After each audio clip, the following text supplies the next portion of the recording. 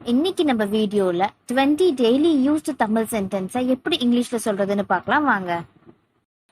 நான் மிகவும் சந்தோஷமாக இருக்கிறேன். நான் ரொம்ப சந்தோஷமா இருக்கேன். இது எப்படி நம்ம சொல்லுவோம் இங்கிலீஷ்ல?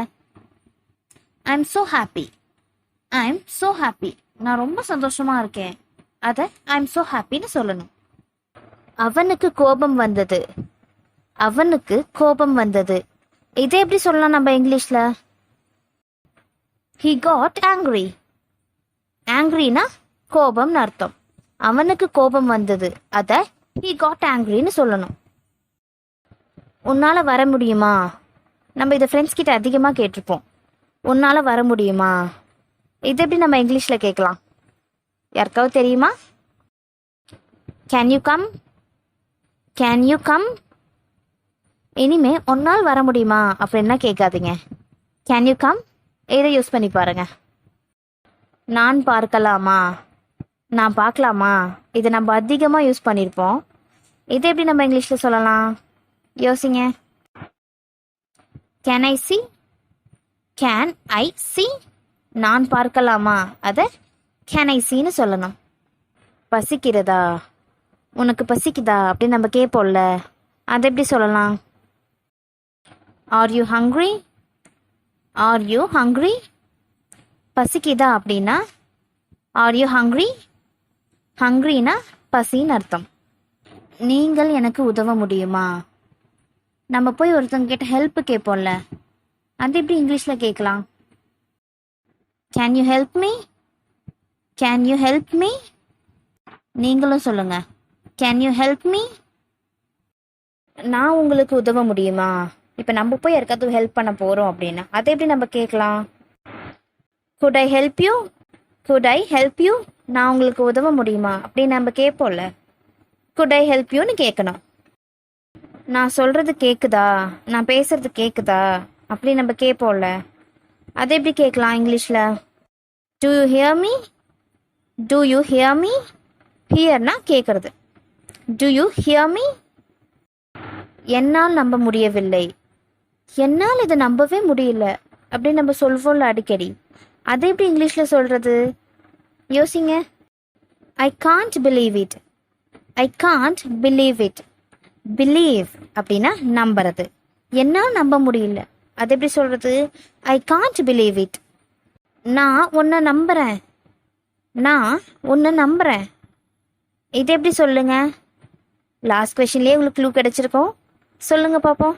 I believe you. I believe you. ரொம்ப ஈஸி தான், நீங்களும் சொல்லுங்க. I believe you. என்னை மன்னிக்கவும். என்னை மன்னிச்சிடு அப்படின்னு சொல்வோம்ல, மன்னிப்பு எப்படி இங்கிலீஷில் கேட்குறது? உங்களுக்கே தெரிஞ்சிருக்கும். I'm sorry. I'm sorry. சாரினா மன்னிப்பு கேட்குறது. ஐம் சாரின்னு சொல்லணும். நான் படிக்க போகிறேன். நான் படிக்க போகிறேன். இது எப்படி சொல்லலாம்? I am going to study. I am going to study. Study அப்படின்னா படிப்பு. கோயிங் டு ஸ்டடி அப்படின்னா படிக்க போகிறேன் அப்படின்னு அர்த்தம். நீங்கள் சாப்பிட்டீங்களா? நீங்கள் சாப்பிட்டீங்களா அப்படின்னு கேட்போம்ல, அதை எப்படி கேட்கலாம் இங்கிலீஷில்? Have you eaten? Have you eaten? இனிமே நீங்கள் சாப்பிட்டீங்களான்னு கேட்காதீங்க. Have you eaten? எனக்கு நீங்கள் சொல்ல முடியுமா? உங்களால் சொல்ல முடியுமா அப்படின்னு நம்ம கேட்போம்ல, அதை எப்படி இங்கிலீஷில் கேட்கலாம்? Good you tell me? Good you tell me? நீங்களும் சொல்லுங்கள். Good you tell me? சீக்கிரமாக வா. நம்ம வெளியே கிளம்புறப்ப நம்ம வீட்டில் அதிகமாக இதைத்தான் சொல்லுவாங்க, சீக்கிரமாக வா அப்படின்னு. இதை எப்படி சொல்லலாம் இங்கிலீஷில்? Come quickly. Come quickly. Quickly அப்படின்னா சீக்கிரமா, விரைவா, சீக்கிரமா வா அப்படின்னு அர்த்தம். கம் குவிக்லின்னு சொல்லணும். சோகமா இருக்காத. இதை நம்ம ஃப்ரெண்ட்ஸ் கிட்ட சொல்லுவோம், இல்லைனா நம்ம ஃப்ரெண்ட்ஸ் நம்ம கிட்ட வந்து சொல்லியிருப்பாங்க. இது எப்படி நம்ம இங்கிலீஷில் சொல்லலாம்? Don't be sad. Don't be sad. சேட்னா சோகம், வருத்தம்னு சொல்லலாம். டோன்ட் பி சேட்னு சொல்லணும். எனக்கு பசிக்குது. எனக்கு பசிக்குது. இது எப்படி நம்ம இங்கிலீஷில் சொல்லலாம்? ஈஸி தான். இதே மாதிரி எக்ஸாம்பிள் முன்னாடியே பார்த்தோம். நீங்களே கெஸ் பண்ணுங்க. I am hungry. I am hungry. ஹங்க்ரினா என்ன? பசி. எனக்கு பசிக்குது. இது எப்படி சொல்லணும்? ஐ எம் ஹங்க்ரி அப்படின்னு சொல்லணும். என்னால் வர முடியாது. என்னால் வர முடியாது. இப்போ ஃப்ரெண்ட்ஸ் எங்கேயாவது வெளியே கூப்பிட்டாங்களா, என்னால் வர முடியாது அப்படின்னு சொல்வோம்ல, அதை எப்படி இங்கிலீஷில் சொல்லலாம் சொல்லுங்க? I can't come. I can't come. என்னால் வர முடியாது. அதை ஐ காண்ட் கம்னு சொல்லணும். கோவப்பட வேண்டாம். கோவப்படாத அப்படின்னு சொல்வோம்ல, அதை எப்படி சொல்லலாம்? Don't be angry. Don't be angry. ஆங்க்ரினா என்ன? கோபம். Don't be angry. அவர் தனியாக இருந்தார். அவர் தனியாக இருந்தார். இது எப்படி சொல்லலாம் நம்ம இங்கிலீஷில்? He was alone.